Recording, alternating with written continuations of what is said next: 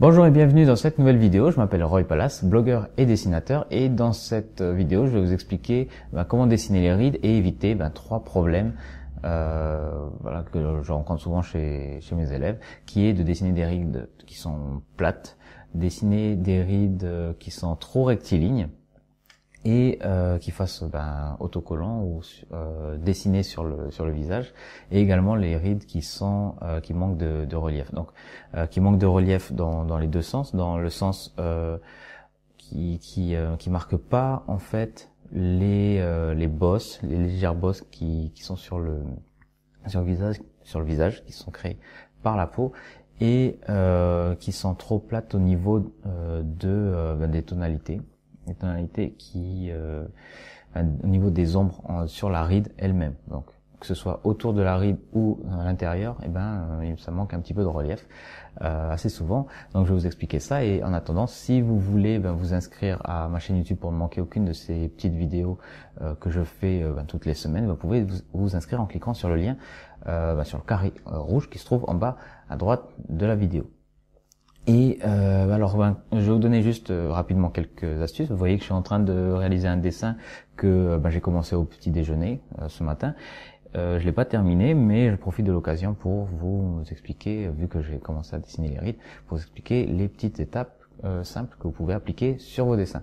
Donc la première chose à savoir, c'est que vous devez déjà utiliser un crayon qui n'est pas trop gras.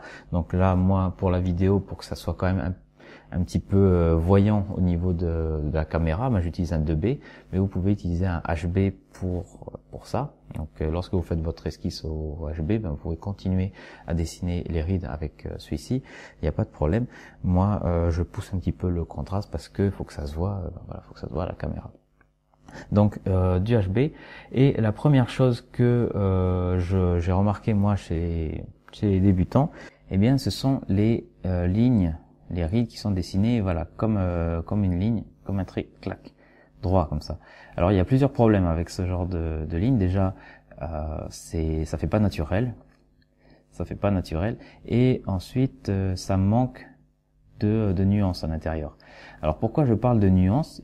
Parce que lorsque l'on dessine, lorsque l'on observe une ride, elle n'est pas l'ombre qui est à l'intérieur. Vous voyez, c'est un creux, une ride. L'ombre qui est à l'intérieur n'est pas uniformément répartie à l'intérieur. Elle est de temps en temps un peu plus présente, de temps en temps un peu moins, et donc ça crée des densités de gris qui doivent pas être exactement les mêmes à l'intérieur.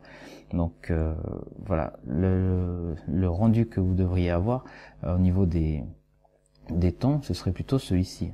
Vous voyez, là j'ai poussé un petit peu les ombres, là c'est un peu plus clair, là c'est un peu plus foncé, etc.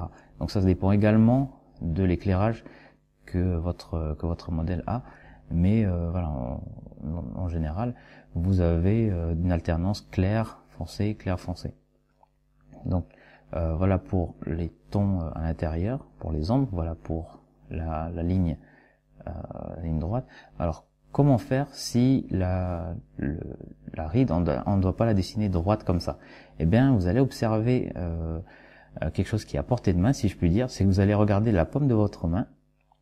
Donc là, je le fais. Voilà.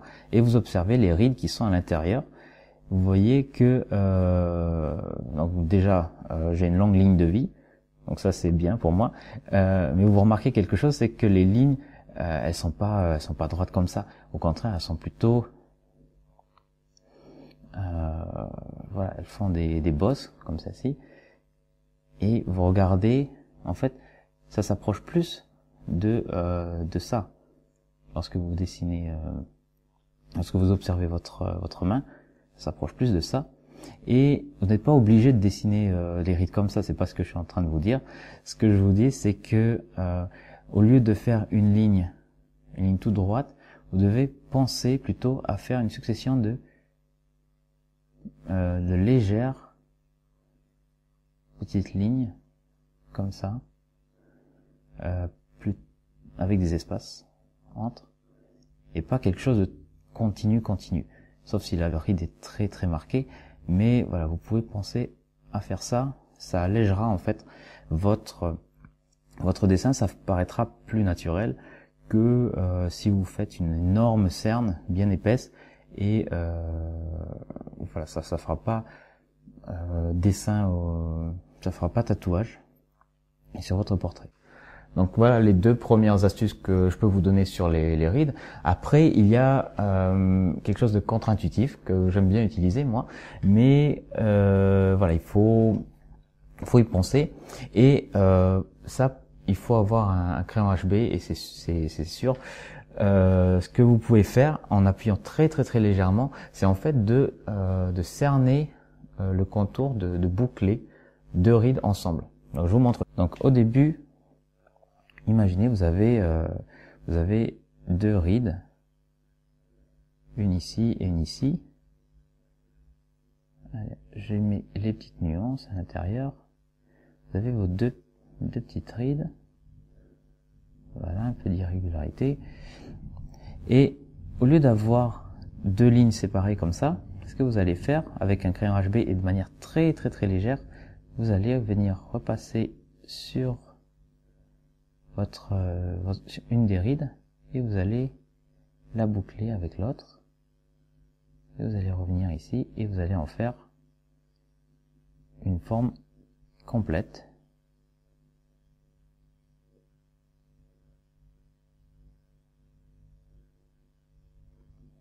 Voilà.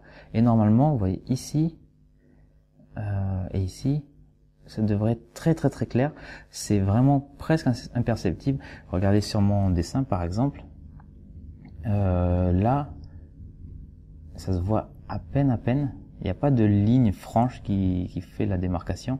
C'est simplement une tonalité de gris, une valeur de gris un peu plus accentuée. Ici, ça se voit un petit peu plus, mais j'ai pas encore placé les ombres. Et lorsque je vais dessiner les ombres à l'intérieur, eh ben cette ligne-là, elle va presque disparaître. Elle va être atténuée, mais elle va être suffisamment visible pour qu'on ait l'impression d'un relief. Donc ça, c'est vraiment l'objectif dans ce petit schéma-là, c'est d'avoir une forme complète parce que c'est plus simple ensuite lorsque vous voulez dessiner vos ombres, de dessiner des ombres à l'intérieur qui créent le relief, parce que c'est une forme complète et ça a l'air un peu plus tangible que simplement 2 lignes séparées. Donc voilà, vous pouvez faire ça sur quasiment toutes vos petites rides, que ce soit ici, vous pouvez les cerner. Alors là, moi je l'ai vraiment trop cerné, j'ai trop appuyé. Ici, là également. Et après, lorsque vous avez bouclé toutes ces rides, et bien simplement ce sera plus simple pour vous de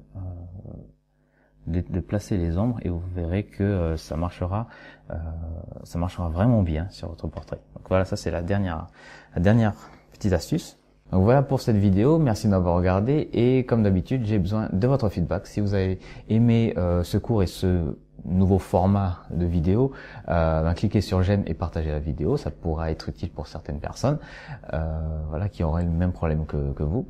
Et voilà, si vous avez aimé, partagez. Si vous n'avez pas aimé, vous êtes libre de le dire aussi que vous n'avez pas aimé, donc cliquez sur je n'aime pas et ne partagez pas la vidéo. Si vous voulez en savoir un peu plus sur les techniques de dessin de portrait, vous pouvez également télécharger les guides qui sont sur mon blog via le lien qui va apparaître dans le générique juste après ma tête. Donc merci encore de m'avoir regardé et je vous dis à très bientôt pour le prochain cours. Au revoir.